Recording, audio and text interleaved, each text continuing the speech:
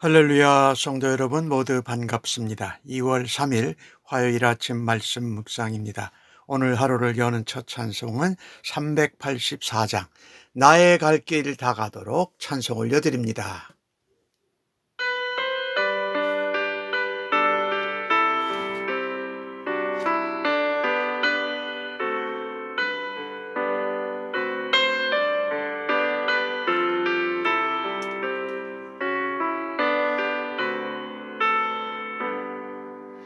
나의 갈 길 다가도록 예수 인도하시니 내 주 안에 있는 긍휼 어찌 의심하리요. 믿음으로 사는 자는 하늘 위로 받겠네. 무슨 일을 만나든지 만사 형통하리라. 무슨 일을 만나든지 만사 형통하리라. 나의 갈 길 다가도록 예수 인도하시니 어려운 일 당한 때도 족한 은혜 주시네. 나는 심히 고단하고 영혼 매우 가라나 나의 앞에 반석에서 샘물 나게 하시네. 나의 앞에 반석에서 샘물 나게 하시네.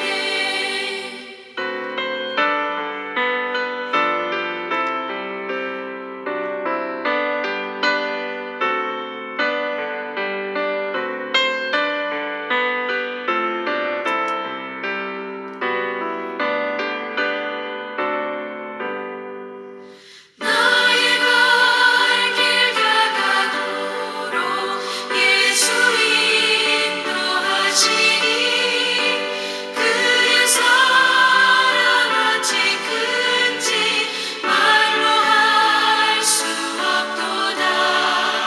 성령 강화 받은 영혼 하늘나라 갈 때에 영영 부를 나의 찬송 예수 인도하셨네. 영영 부를 나의 찬송 예수 인도하셨네.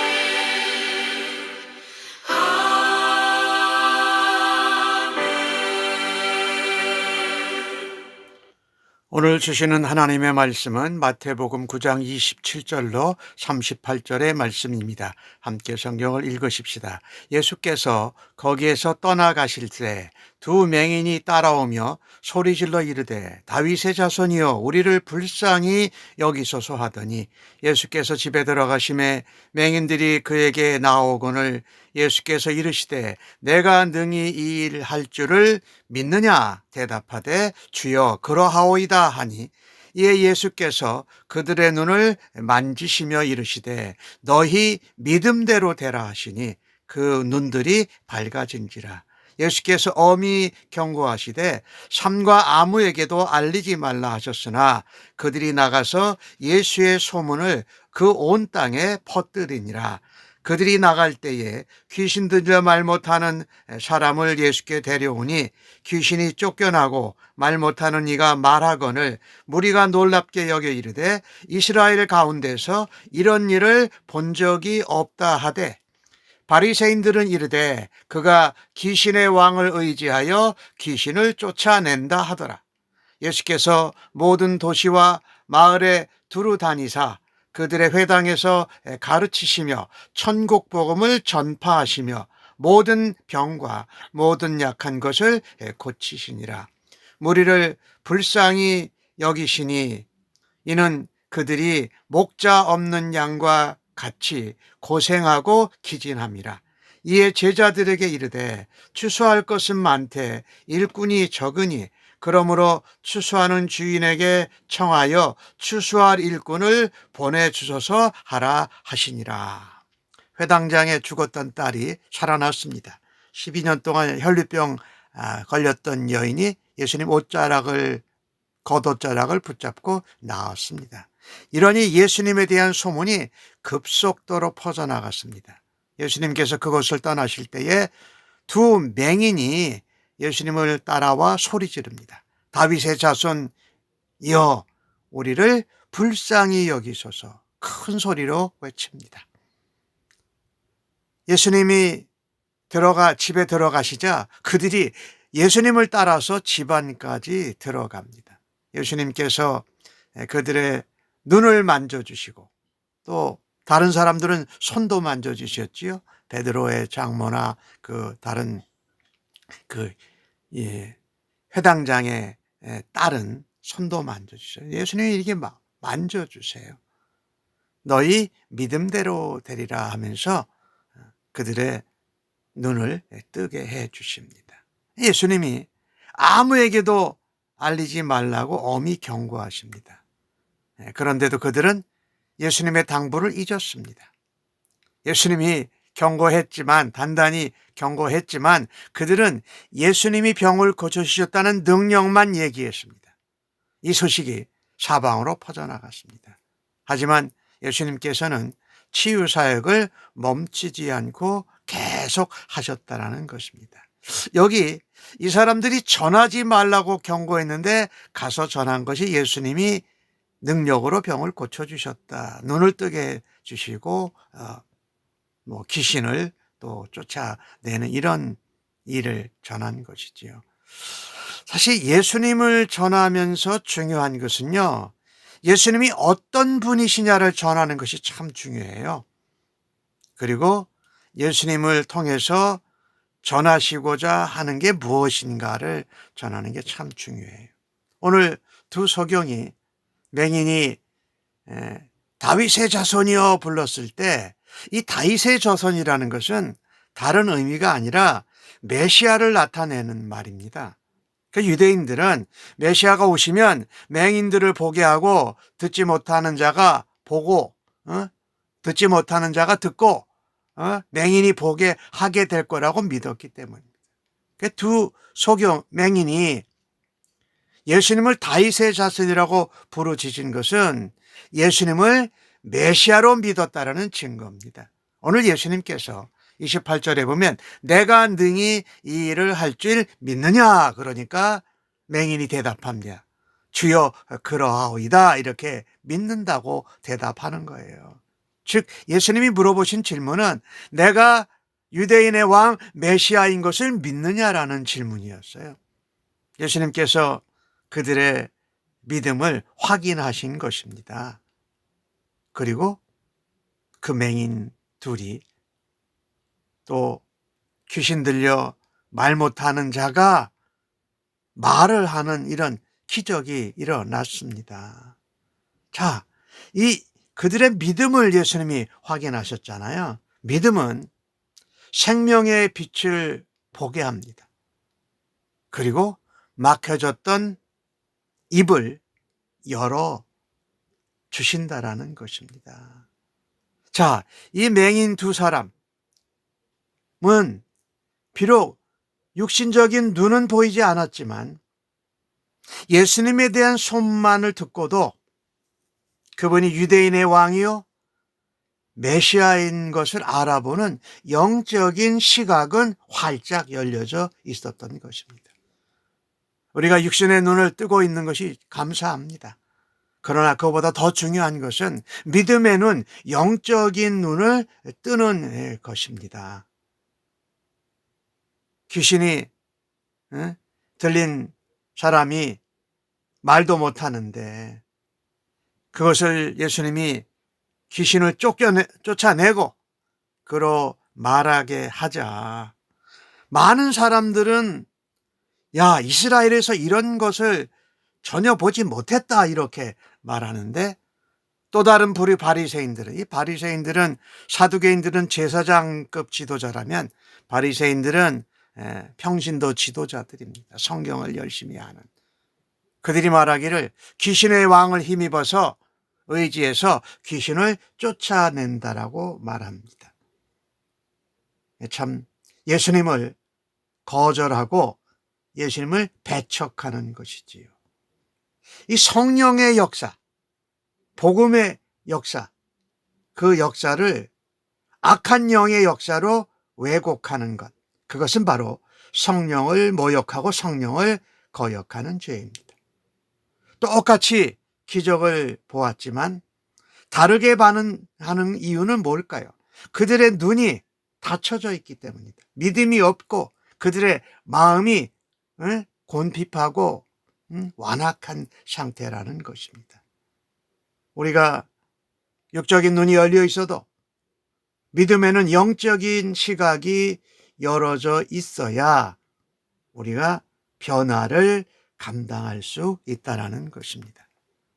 예수님은 이 땅에 오셔서 오늘 35절에 보면 가는 곳마다 회당에서 가르치시고 천국 복음을 전파하시고 모든 병과 모든 약한 것, 귀신들 포함해서 그것을 고쳐주셨어요.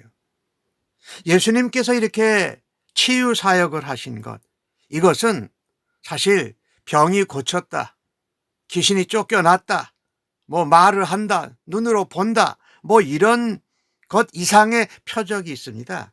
그것은 메시아의 나라, 하나님의 나라가 임했다라는 것을 알려주는 것이에요. 병고침을 받은 사람, 눈을 뜨게 된 사람, 말을 하게 된 사람, 귀신이 쫓겨남을 받은 사람들, 그리고 그것을 본 목격자들은 예수님의 능력에 대해서는 소문을 퍼뜨렸습니다. 그런데 실제로 예수님이 원하신 것은 이런 치유 사역을 통해서 하나님의 나라가 임했다라는 것을 선포하기를 원하셨던 것이지요. 그래서 예수님은 가시는 곳마다 회당에서 가르치시고 천국 복음을 선포하고 전파하셨던 것이지요. 예수님이 이 땅에 떠나신 다음에 하나님의 나라는 계속 확장되어져 가고 천국은 또 전해져야 되기에 예수님은 추수할 일꾼이 필요하다고 말씀하십니다. 특별히 예수님은 이 모든 성과 마을을 다니면서 회당에서 가르치시고 천국 복음을 전파하시고 치유 사역을 하신 것을 추수라고 말씀하십니다. 예수님은 이스라엘에 정말 추수를 위해서 가장 좋은 시기다라고 말씀하신 것이에요. 당시 이스라엘은 정치적으로, 사회적으로, 경제적으로 어려운 시기를 맞고 있었습니다. 어느 곳에든지 질병에 고통받는 자들, 귀신에 사로잡힌 자를 만나면 고쳐주셨습니다. 하나님의 나라가 임했다라는 것이죠. 실제로 귀신에 붙잡히고 질병에 고통하는 이런 상태들은 영적인 상태, 육적인 상태가 참 비참한 상태였다라는 것을 보게 됩니다. 예수님은 영적으로 육적으로 심하게 병든 이들을 바라다 보시면서 저들은 목자 없는 양과 같다 말씀하십니다. 그들을 불쌍히 여기셔서 그들의 고생과 기진해 있는 것을 주님이 목자가 되셔서 돌보셨다. 그들을 살릴 수 있는 것은 하늘나라 복음밖에 없었다라는 것입니다. 그래서 복음 전도하는 것은 성도들, 하나님의 제자들이 감당해야 될 사명인 것입니다. 오늘 예수님이 이렇게 보실 때에 27절에도 두 맹인을 보시고 불쌍히 여기셨다라고 말하고, 또 36절에 보면 무리를 보고 불쌍히 여기셨다라고 말씀하십니다. 예수님의 사역, 가르치시고 천국 복음을 선포하시고 또 치유 사역을 한 기초는 바로 불쌍히 여기시는 긍휼한 마음이었다라는 것입니다.